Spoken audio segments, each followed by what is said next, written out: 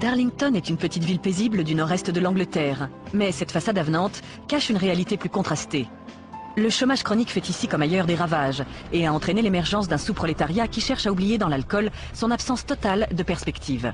Un milieu propice aux drames les plus sordides, mais où l'histoire de David Harker et de Julie Patterson allait faire l'effet d'une bombe. David Harker vivait en marge de la société, partageant sa vie entre les rayons d'alcool du supermarché et le bureau de poste où il allait toucher une maigre allocation, jusqu'au jour où il rencontre une jeune femme lui permettant d'accéder à son fantasme, devenir le plus jeune tueur en série de Grande-Bretagne. Je n'avais jamais rencontré un garçon aussi sympathique que Harker. Ce qui m'a frappé la première fois que je l'ai vu, c'est ses grands yeux bleus. On ne pouvait pas ne pas le remarquer, toujours avec sa bouteille de bière à la main. David Harker voulait faire de la musique. Il avait déjà eu pas mal de problèmes pendant son adolescence et était arrivé en février 1995 à Darlington, où il espérait prendre un nouveau départ. Il n'a pas tardé à s'y faire de nombreux amis. Matt Farrey avait 16 ans lorsqu'il est tombé sous le charme de David, qui en avait à l'époque 23. Il venait à la maison et il dînait souvent avec nous. Ma mère l'a trouvé cool, et ma sœur aussi. Alors quand il a dit qu'il n'avait pas d'endroit pour dormir, on lui a proposé de rester quelques jours chez nous. Au bout du compte, il est resté un peu plus longtemps que prévu. Janet Farrey avait 11 ans lorsqu'elle a fait la connaissance de David. Quand David vivait chez nous, il ne payait pas de loyer. Rien du tout, mais ma mère était d'accord parce qu'il était vraiment gentil. Il donnait toujours un coup de main, il faisait le ménage, il aidait tout le monde. Moi, il m'aidait à faire mes devoirs. Il voulait m'aider parce qu'il disait qu'il ne voulait pas que je finisse comme lui. La chance semble enfin sourire à David Harker lorsqu'il fait la rencontre d'une jeune fille originaire de la région, dont il tombe amoureux et avec qui il emménage dans un appartement de Harewood Grove, un quartier résidentiel de Darlington. Le courant passe tout de suite avec son nouveau voisin, Stuart Boulton. La première fois que j'ai rencontré Harker, il m'a paru très sympathique. Un type vraiment sympa. Il n'avait pas l'air bête, loin de là. Un type poli, charmant, quelqu'un avec qui on pouvait parler sans problème. Malheureusement, au bout d'un an de vie commune, le jeune couple se sépare et David Harker se retrouve seul. Il a recommencé à boire, mais encore plus qu'avant. Il était toujours sur un banc dans le parc. Il était toujours avec sa bouteille de bière. Il disait toujours que ça lui faisait du bien, qu'il se sentait mieux après, mais c'était le contraire. C'est à cette époque que David Harker fait la connaissance de Julie Patterson, 31 ans, une jeune femme à l'enfance malheureuse qui va faire basculer sa vie. La justice vient de lui retirer la garde de 3 de ses enfants. Très affectée, elle s'est mise à boire et à prendre du Valium. J'ai fait la connaissance de Julie 3 ans avant le drame. D'abord comme locataire, puis progressivement comme amie. C'était une fille très vivante, très gaie. Elle aimait bien boire, mais quand elle était déprimée, elle se renfermait complètement. Quelques semaines à peine après être arrivée à Darlington, Julie avait rencontré Alan Taylor, avec qui elle allait avoir une liaison pendant 3 ans. Alan était un solitaire, il était toujours seul. C'était un homme jovial. Il aimait bien boire lui aussi. Il faisait des petits boulots pour moi. Quand Julie est arrivée, il en est tout de suite tombé amoureux. Il l'aimait vraiment. Bien sûr, il y avait des hauts et des bas comme dans tous les couples, mais c'était vraiment la première fois depuis longtemps qu'il sortait avec quelqu'un. C'était sympa. On avait notre manière à nous de nous en sortir quand ça allait pas. On rigolait bien tous les deux. Ça collait bien.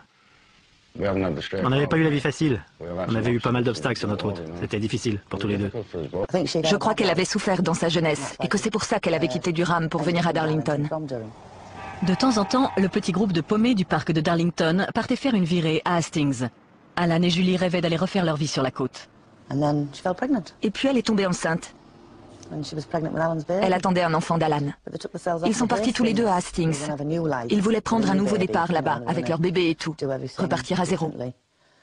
Et puis je ne sais pas ce qui s'est passé, mais ils ont décidé de faire adopter le bébé. Je ne sais pas si c'était leur décision à eux ou celle des services sociaux. En tout cas, ils sont revenus ici. Si seulement ils étaient restés là-bas.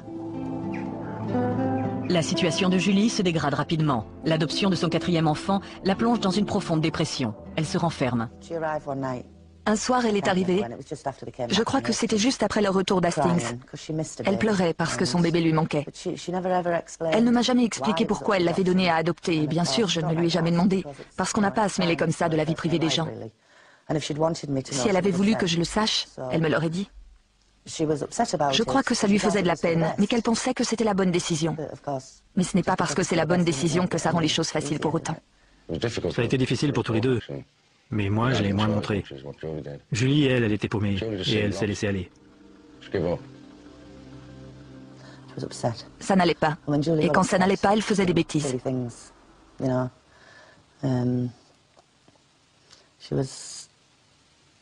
Elle était déprimée. Et c'est quelqu'un qui n'avait pas beaucoup de volonté. Quand ça n'allait pas, elle prenait des cachets. Julie disparaissait parfois pendant plusieurs jours d'affilée avant de reparaître sans un mot d'explication. Elle repartait à Durham ou disparaissait je ne sais où. Mais elle revenait toujours. Elle revenait sale, les cheveux en bataille. Elle prenait un bon bain, un bon repas et le lendemain elle reprenait sa vie normale. Très souvent, elle se levait, elle me disait qu'elle allait aux toilettes et elle disparaissait. Parfois pour la journée, parfois pendant 3 jours, mais le plus souvent pendant une semaine. Elle était vraiment paumée. Elle se rendait vulnérable, parce qu'elle finissait toujours en compagnie de gens qui vivaient dans la rue. Et il faut être lucide. Les gens qui vivent dans la rue, c'est surtout des drogués, des gens comme ça. Julie était vulnérable. Si quelqu'un lui offrait un cachet, quelque chose, quand elle était déprimée, pas bien, elle le prenait, forcément. Elle aurait pris n'importe quoi pour se remonter le moral. Le 6 avril, c'était un lundi. Ils ont passé un reportage à la télé sur une fille qui était tombée dans les pattes d'une secte religieuse. Elle avait eu un lavage de cerveau et on lui avait finalement pris son gosse. Quand le reportage est passé à la télé, Julie a dit « Elle croit qu'elle est la seule à qui on a pris son gosse ». Elle a pété les plombs et elle est partie. Je me souviens qu'Alan est passé me voir le 6 avril pour me demander si j'avais vu Julie. Je lui ai dit que non, mais que si je la voyais, je le préviendrais. Pour moi, c'était juste une nouvelle fugue. Le lendemain, il est revenu me voir et je ne l'avais toujours pas vu. Et lui non plus. Très franchement, moi j'ai attendu qu'elle revienne, comme les fois d'avant. Je me suis vraiment mis à la chercher quand elle n'est pas revenue. Je savais qu'elle avait des trucs à faire chaque semaine. Tel jour, elle allait chercher son Valium. Tel jour, elle allait voir sa fille. Tel jour, elle passait prendre son chèque à la Sécu. Je suis allé voir, pas de Julie. J'ai vraiment commencé à me faire du mouron quand j'ai appris que Julie n'était pas allée voir sa fille aînée. Parce que ça, c'était quelque chose qu'elle ne loupait jamais. D'autres, pourtant, avaient aperçu Julie dans des pubs et des parcs de Darlington en compagnie d'un nouvel ami, David Harker. Je crois que je les ai vus ensemble au début du mois d'avril. Ma mère est rentrée un jour en disant « Oh, je crois que Harker s'est trouvé une nouvelle copine ». Elle a dit que c'était une petite blonde et qu'elle venait de les voir sur Duke Street.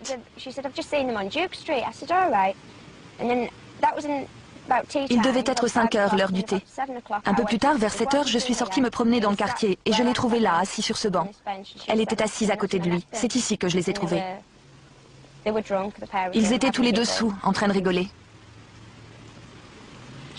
Elle était aussi saoule que lui, mais ils voulaient encore boire. Je n'avais pas d'argent sur moi, je ne pouvais rien leur donner. Alors je suis restée un peu avec eux pour bavarder de tout et de rien. Après, elle m'a serré dans ses bras et lui aussi, il m'a serré dans ses bras. Et puis je suis partie retrouver mes copines. C'est la seule fois que je l'ai vue, elle. La dernière fois que j'ai vu David Harker et Julie Patterson, c'était à la mi-avril, dans ce parc où nous nous trouvons.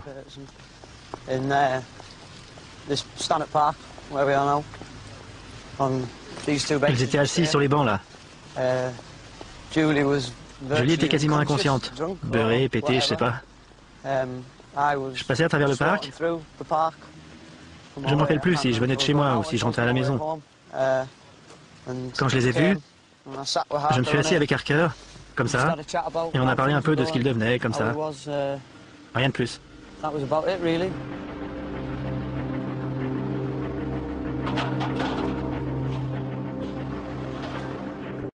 Tout a vraiment commencé lorsque Alan Taylor est allé déclarer à la police de Darlington la disparition de sa compagne, Julie Patterson. C'était le 29 avril 1998. Il a dit que Julie avait en fait disparu depuis 3 semaines.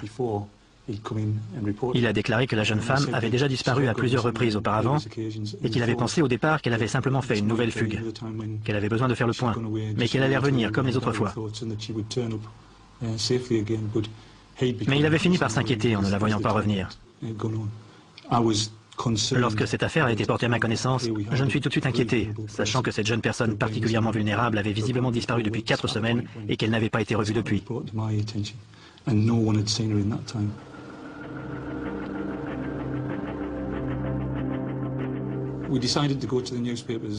avons décidé de mettre un avis dans la presse dès le jeudi suivant, car nos investigations ne nous avaient pas permis de localiser Julie. Nous nous sommes dit que nous aurions peut-être plus de résultats en publiant la photo de Julie, dans la mesure où elle avait un physique remarquable. C'était une très jolie jeune femme blonde. Et nous avons pensé que quelqu'un la reconnaîtrait peut-être, et se manifesterait peut-être.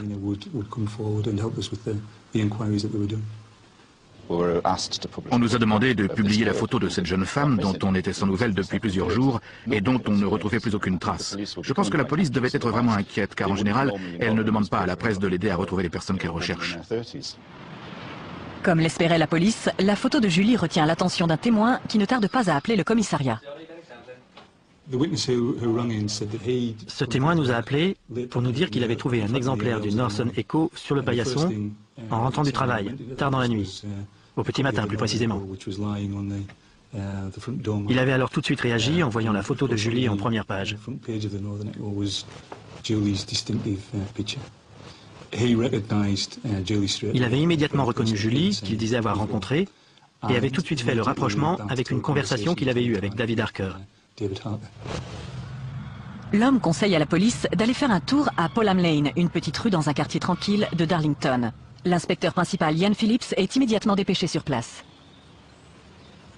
Je suis arrivé sur les lieux vers 2h30 du matin, 3h moins le quart. J'avais bien entendu averti une patrouille, ce qui fait qu'à mon arrivée, la rue était bouclée, en haut, au niveau du terrain de football, et en bas de la même manière. Un agent marchait une quinzaine de mètres devant moi avec un chien. 20 minutes plus tôt, à ma demande, il avait inspecté la rue en fonction des éléments dont nous disposions. J'ai été donc impatient de voir ce que le chien avait trouvé quelque part dans les fourrés.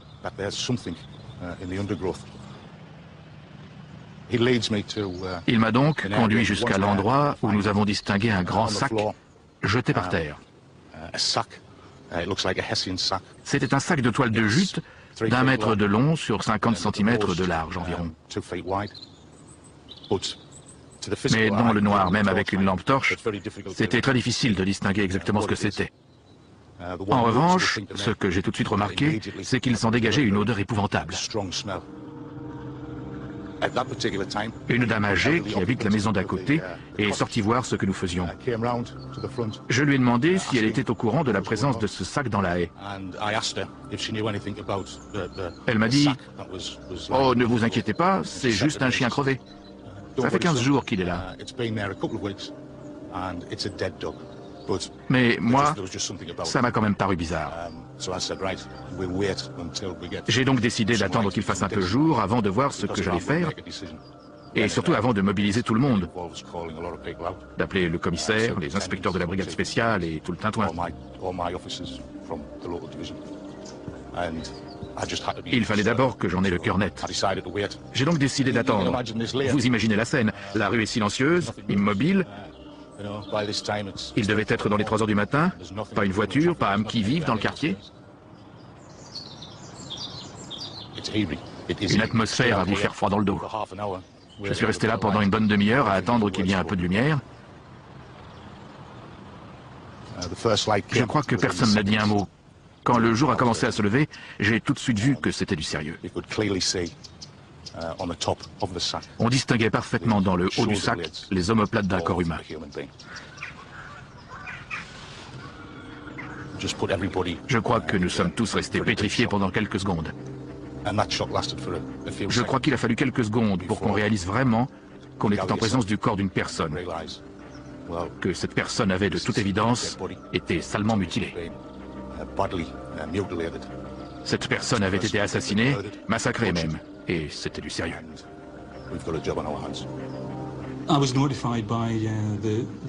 J'ai été informé de la découverte du corps par l'inspecteur qui s'était rendu sur place. Je me suis alors moi-même rendu sur les lieux vers 5h30 ce matin-là. Je me souviens très bien que lorsque les autres sont arrivés, je leur ai dit « Messieurs, préparez-vous à découvrir quelque chose d'horrible. » C'est un spectacle que je n'avais jamais vu et que vous n'avez probablement vous-même jamais vu. Nous sommes confrontés ici à un meurtre d'un genre particulièrement abominable. Le corps horriblement mutilé d'une femme vient d'être découvert dans un quartier tranquille de la ville endormie. Toute la ville de Darlington s'est retrouvée sous le choc. Darlington est une petite ville sans histoire, un vieux centre quaker. Il n'y avait jamais eu de meurtre sanglant dans les environs. Ici, les homicides sont très rares, très espacés dans le temps. Là, c'était très différent. On avait retrouvé le corps de cette jeune fille, cette jeune femme dépecée, dans un sac, dans le jardin d'une maison abandonnée, dans un quartier résidentiel de la ville. Julie Patterson, jeune mère de 4 enfants, avait alors disparu depuis 4 semaines. La police craignait le pire. En me rendant sur les lieux de cette macabre découverte, je ne pouvais pas m'empêcher de penser à cette Julie que nous recherchions depuis quelques jours. Nous étions tous inquiets, et tout le monde espérait vraiment la retrouver saine et sauve. Je craignais que le cadavre qui venait d'être trouvé ne soit le sien et qu'elle ait en fait été assassinée.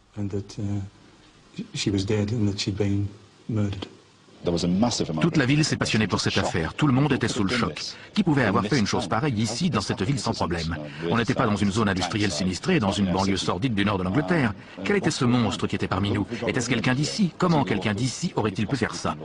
Rapidement, la police reçoit plusieurs coups de téléphone de jeunes de la ville qui font état d'une étrange histoire de meurtre et de mutilation que raconterait depuis plusieurs semaines un certain David Harker, aspirant musicien sans emploi. Une histoire que personne n'avait jusque-là voulu croire.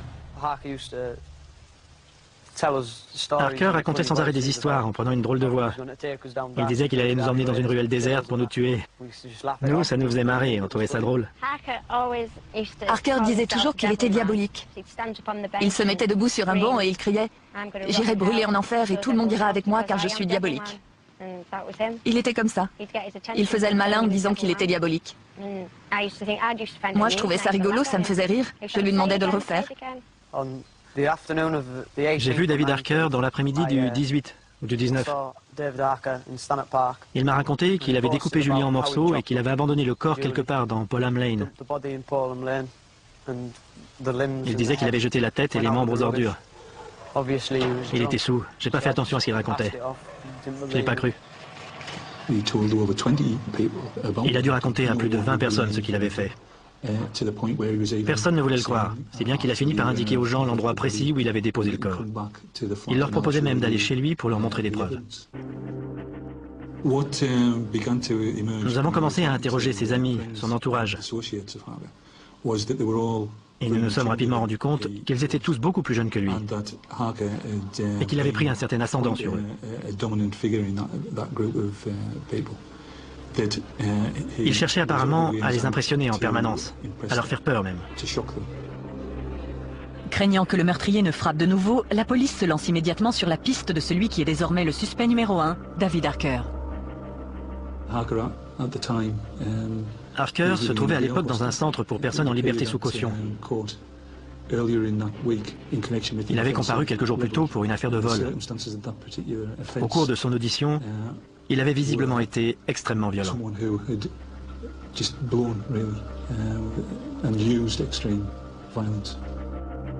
Deux policiers sont chargés d'aller chercher Harker pour prendre sa déposition. Ils ne savent pas trop à quoi s'attendre.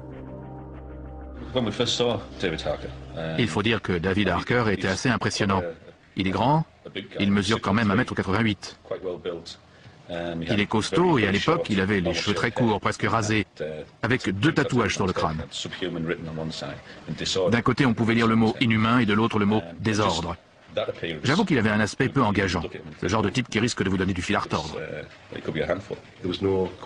Il n'a posé aucune question, et il nous a finalement suivis sans faire d'histoire.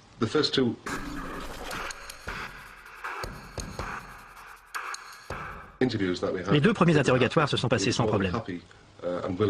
David Harker avait l'air ravi de nous donner sa version des événements. Il nous a dit qu'il avait effectivement rencontré une fille, mais qu'elle ne s'appelait pas Julie, mais Roxanne. Nous l'avons laissé nous donner sa version des faits, sans le contredire, et il semblait très à l'aise. C'est seulement vers la fin du 2e interrogatoire, je crois, qu'il a commencé à s'agiter un peu. Il a commencé à s'inquiéter, et il s'est plaint d'entendre des voix. Des voix qui lui dictaient ce qu'il devait faire. Pendant ce temps, une équipe d'enquêteurs et d'experts légistes se rend chez David Harker, au 6A Harewood Grove.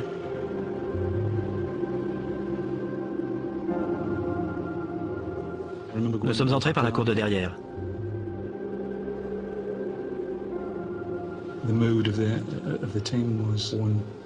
Nous avions tous le sentiment que nous allions découvrir quelque chose d'important, sans vraiment savoir ce qui nous attendait derrière cette porte. Mes craintes ont été immédiatement confirmées lorsque nous avons ouvert la porte d'entrée et que nous avons vu sur le sol une traînée de sang qui partait d'un placard situé sous l'escalier. De toute évidence, un corps avait été traîné dans le couloir jusqu'à une pièce qui était située tout au bout et qui ressemblait à une sorte de débarras où tous les volets étaient tirés.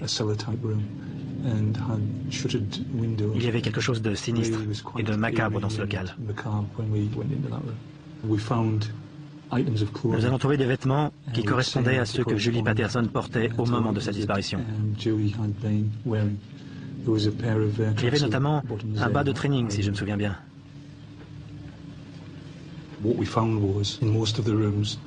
Dans presque toutes les pièces, nous avons trouvé soit des objets appartenant à Julie, soit des traces de sa présence. Dans la cuisine de l'appartement, nous avons trouvé sur une étagère une paire de tennis qui se sont avérés appartenir à Julie.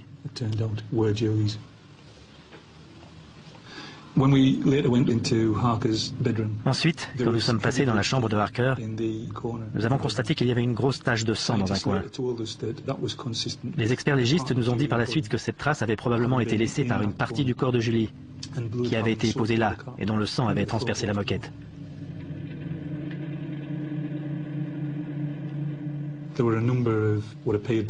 Sur les murs, quelqu'un avait écrit ce qui ressemblait à première vue à des poèmes. Le sens n'était pas clair pour nous, mais visiblement ça avait son importance. Il y avait notamment écrit à un endroit le mot « becoming », « devenir ». Un mot qui figurait aussi sur un couteau que nous avons retrouvé un peu plus tard dans le garage, à côté d'une couverture ensanglantée et enfermée dans un sac en plastique.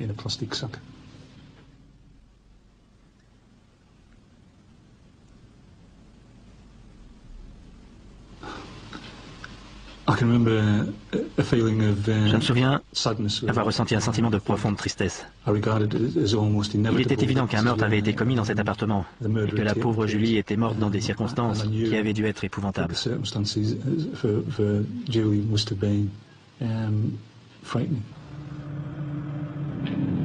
David Harker comparaît devant un juge qui l'inculpe du meurtre de Julie Patterson. Quand j'ai appris qu'ils avaient seulement retrouvé le tronc du corps, je me suis dit que ce n'était pas possible, que ça ne pouvait pas être Julie. Comme les bras, les jambes et la tête avaient disparu, je me suis dit que ce n'était peut-être pas Julie. Ça m'a rendu malade. Je crois que ça a rendu tout le monde malade. C'était tellement horrible. Quand la police est venue me voir, que j'ai appris ce qui s'était vraiment passé, ça m'a foutu un coup. Je n'arrivais pas à croire qu'il ait pu vraiment faire ça. J'étais dégoûté. Au début, je ne savais même plus quoi penser. Il a fallu un moment pour que je réalise. J'étais désolé pour sa famille à elle, bien sûr. Désolé aussi pour lui. Désolé qu'il ait pu être aussi con. Il n'aurait jamais dû faire ça. Tout ce que je pouvais faire après, c'était aider la police pour qu'on le mette sous les verrous. J'avais pas envie qu'il continue à se promener dans la rue, prêt à recommencer. Alors qu'il s'était vanté du crime pendant des semaines auprès de ses amis, David Harker niait maintenant tout en bloc. Il refusait de dire à la police ce qu'il avait fait des morceaux du corps qui n'avaient pas été retrouvés. Les services de police de la région allaient se lancer dans la plus vaste enquête de leur histoire, dans l'espoir de découvrir ce qu'étaient devenus les membres et la tête de la malheureuse victime. C'était un véritable défi. C'était nous contre M. Harker. Nous voulions retrouver ces restes. Nous le voulions pour la famille de Julie et pour que Julie puisse être inhumée dans la dignité. Les seuls indices dont dispose la police pour commencer l'enquête sont les déclarations souvent contradictoires que David Harker a pu faire devant ses amis. Il avait raconté qu'il avait jeté la tête dans une bouche d'égout et qu'il avait jeté le reste dans la rivière.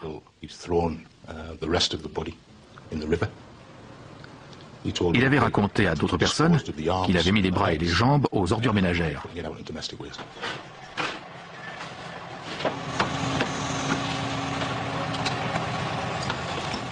Dans les jours qui ont suivi, nous avons demandé à nos lecteurs d'inspecter leurs poubelles, le fond de leur jardin, les abris extérieurs qu'ils pouvaient avoir chez eux. Rien de très réjouissant. Nous avons cherché dans le périmètre autour de l'endroit où on avait retrouvé le corps, dans les parcs, dans les étangs, dans les égouts. On a fait descendre des caméras dans les bouches d'égouts pour vérifier s'il y avait quelque chose. Tous les jours, il y avait un article qui faisait le point sur les recherches. Ils ont ratissé South Park, fouillé la rivière qui traverse Darlington. Les recherches se sont faites au grand jour et beaucoup de gens y ont participé. Le comble du sordide a été atteint quand la police, en désespoir de cause, est allée fouiller la décharge publique. Une cinquantaine de policiers sont envoyés à la décharge voisine de Coxotip, l'un des plus grands sites d'enfouissement d'Europe. C'était impressionnant quand on arrivait dans ce gigantesque cratère. Les deux véhicules de police étaient garés au fond. Ils paraissaient minuscules. Le site était tellement immense qu'on discernait à peine les policiers qui étaient en train de travailler. Malgré l'énormité de la tâche, la police fouille la décharge nuit et jour.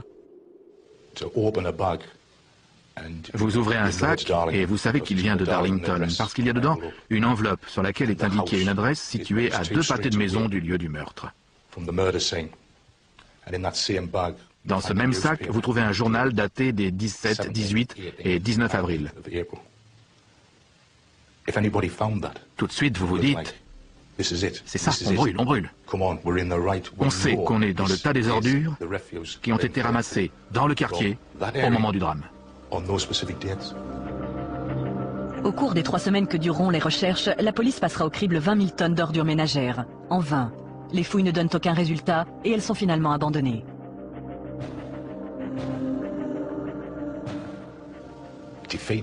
Découragé? Je ne crois pas que c'était du découragement.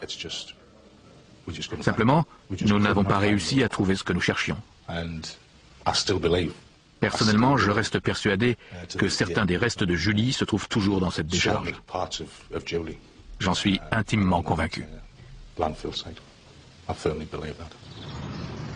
La dépouille de Julie Patterson est finalement inhumée le 24 juillet. Les restes de Julie n'ayant pas pu être tous retrouvés, ses funérailles avaient quelque chose de particulier. Tout son corps n'était pas là. On ne peut pas vraiment dire qu'elle ait été enterrée ce jour-là. Elle ne pourra jamais reposer en paix, et tant que tous ses restes n'auront pas mort, alors seulement elle reposera en paix. L'horrible meurtre de Julie avait profondément traumatisé la population de Darlington. Refusait toujours de reconnaître le crime, en dépit des preuves accablantes qui pesaient contre lui. Et il refusait bien entendu de dire ce qu'il avait fait de la tête, des bras et des jambes de la jeune femme. Au bout de quelques semaines, l'avocat de Harker a demandé à ce que son client soit examiné par un psychiatre. Et Harker a donc été transféré à l'hôpital de Ashworth à cet effet. À peine arrivé là-bas, il s'est mis à raconter de nouveau tout ce qu'il avait raconté à ses amis et à ses fidèles. Avant son arrestation, David Harker avait parlé à une bonne vingtaine de personnes de son désir de devenir un tueur en série. Il leur avait même expliqué comment il avait tué sa première victime, Julie Patterson. Harker tenait absolument à raconter ce qu'il avait fait. Il voulait passer à la postérité comme le plus jeune tueur en série de toute l'histoire de la Grande-Bretagne. Le diagnostic qui a été réalisé dans ce cas a conclu à un comportement antisocial. C'est également ce qu'on appelle un psychopathe. L'individu est sensé dans la mesure où il a un raisonnement tout à fait rationnel. En revanche, il n'a plus aucune morale, comme s'il avait une sorte d'angle mort dans son cerveau. Il ne discerne plus le bien du mal. Il est donc capable de commettre des actes atroces et même de rêver pendant des heures aux horreurs qu'il peut perpétrer. Tout cela fait partie du syndrome dont ce garçon souffrait manifestement. À cela venait s'ajouter le désir d'accéder à la célébrité, de passer à la postérité comme un criminel notoire. Pendant son séjour au service psychiatrique de l'hôpital de Ashworth, David Harker devait affirmer avoir tué 2 autres personnes, mais aucun élément ne permet d'étayer ses déclarations. Le jeune homme donna également d'étranges précisions sur les circonstances du meurtre de Julie Patterson. Il affirma au psychiatre qu'après l'avoir tuée, il avait fait cuire un morceau de sa cuisse et l'avait mangé, accompagné de pâtes et d'une sauce à l'ail. Quand il parlait de trucs comme le silence des agneaux, par exemple, il disait toujours qu'il pouvait faire mieux, qu'il aurait pu être le héros du film, mais en mieux. Il se voyait toujours comme une créature du diable. S'il a pu tuer, il a aussi pu manger sa victime. Quand je pense que quelqu'un d'aussi proche a pu faire ça, ça me rend malade. C'est comme si mon propre frère avait fait ça. Les déclarations de Harker firent la une des journaux. Le jeune homme avait visiblement réussi à obtenir ce qu'il voulait, se faire connaître comme l'émule de Jeffrey Dahmer, le tueur cannibale du cinéma américain. Il avait même essayé de l'imiter. Il avait conservé un certain temps des morceaux du corps de Julie dans sa chambre et avait placé la paire de tennis de la jeune femme sur une étagère de la cuisine. Un aspect particulièrement troublant de cette affaire tient au fait que Harker avait affirmé avoir mangé des morceaux de sa victime.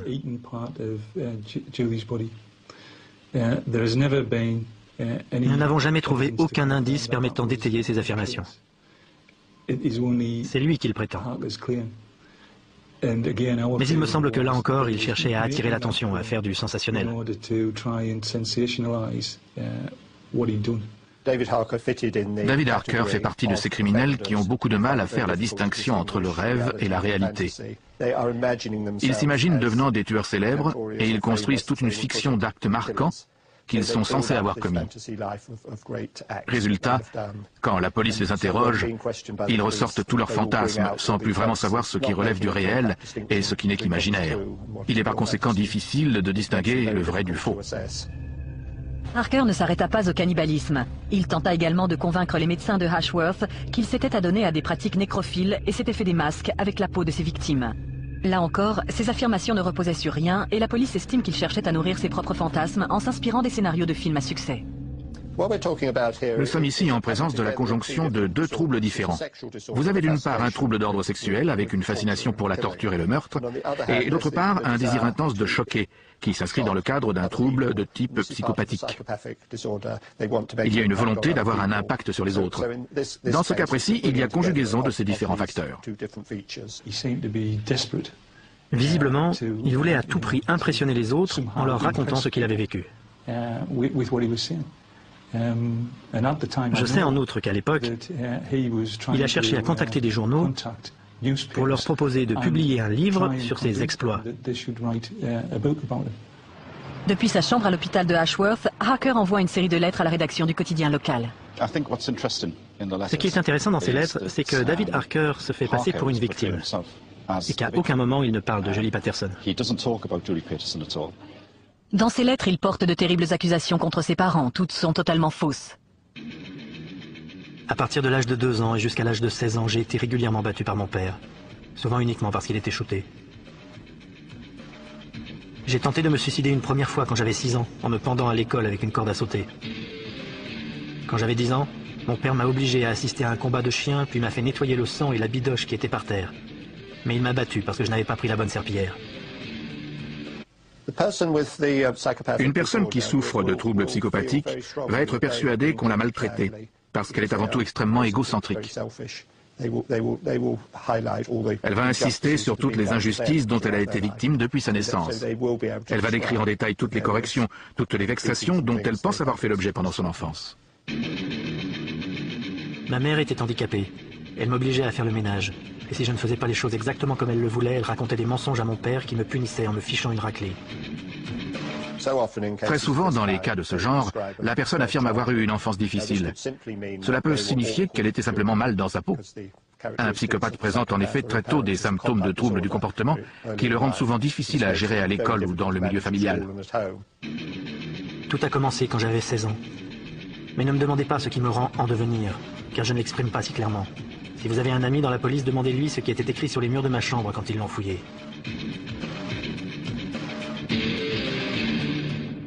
Harker a ses premiers démêlés avec la justice à l'âge de 16 ans. Il est inculpé de 2 agressions, pour coups et blessures d'une part et cruauté envers un animal d'autre part, pour avoir tué un chien à coups de pied. De toute évidence, Harker estimait avoir le droit de prendre la vie d'un autre être humain. Il se sentait supérieur aux autres.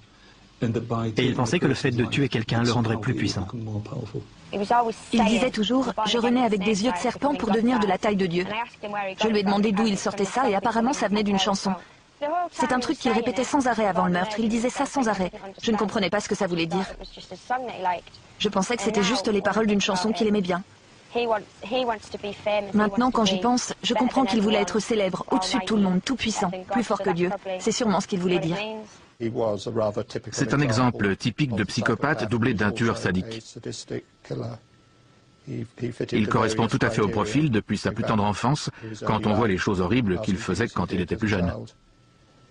Le fait de tuer un chien à coups de pied, par exemple, c'est typique d'un psychopathe, de quelqu'un qui prend plaisir à torturer et à tuer. Dans sa 5e et dernière lettre au journal, David Harker écrit ceci. « Je ne suis pas mauvais, mais je suis un monstre. Les inspecteurs qui m'ont interrogé étaient trop bêtes pour s'en rendre compte.